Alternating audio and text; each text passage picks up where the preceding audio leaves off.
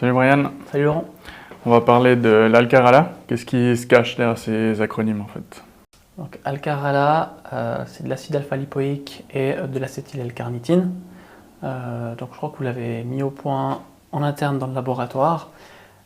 Ce que je trouve intéressant, donc peut-être qu'on va regarder séparément ce qu'ils font et pourquoi la synergie est intéressante. Donc d'un côté on a la carnitine qui est bien documentée. Alors c'est beaucoup utilisé pour la perte de poids.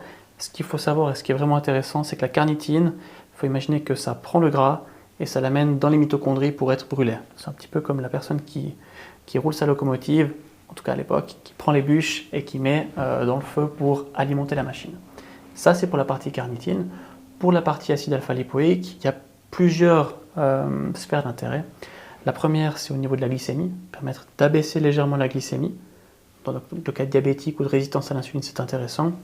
Deuxième point intéressant, dans tout ce qui est des douleurs neuromusculaires ou des neuropathies, typiquement le pied du diabétique, ou chez le diabétique encore une fois, on a des douleurs dans les membres inférieurs. On a vu que l'acide alpha-lipoïque était intéressant dans ce cas de figure, couplé avec d'autres vitamines, vitamine B1, B6 et B12 tout particulièrement. Et puis de manière générale, c'est un antioxydant qui est extrêmement intéressant. Ok, et au niveau des dosages, comment ça se pratique?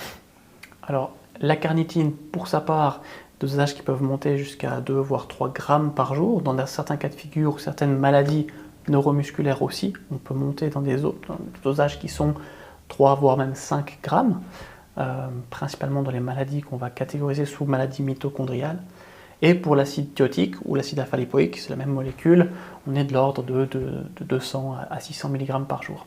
Ce qui est intéressant, c'est qu'on a d'un côté une normalisation de la glycémie, et de l'autre côté, si tu veux, on va favoriser la combustion des graisses à des fins énergétiques. Donc on permet de, par cette synergie, favoriser la bonne production d'énergie au niveau de la mitochondrie. Ok, et puis est-ce qu'on pourrait encore mettre un autre produit ou une autre synergie, un cas où ce serait intéressant? Ouais, dans le cas de figure, alors on le disait, peut-être perte de poids comme c'est traditionnellement utilisé, on pourra le combiner avec du chrome, avec de la cannelle.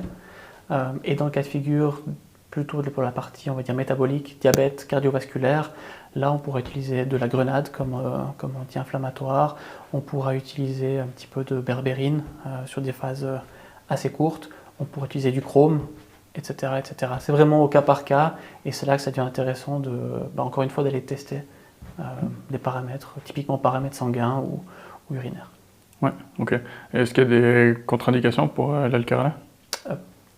À des doses recommandées, non. Après, quand on monte dans les dosages, il peut y avoir des nausées, il peut y avoir avec l'acide thiotique ou l'acide alpha-lipoïque, encore une fois, cas de nausées et dans certains cas de figure, des variations de la glycémie qui deviennent un petit peu importantes. Donc plutôt des doses relativement faibles pour cette partie-là et sur du court moyen terme, mais pas du long terme. Ok, ça marche, merci.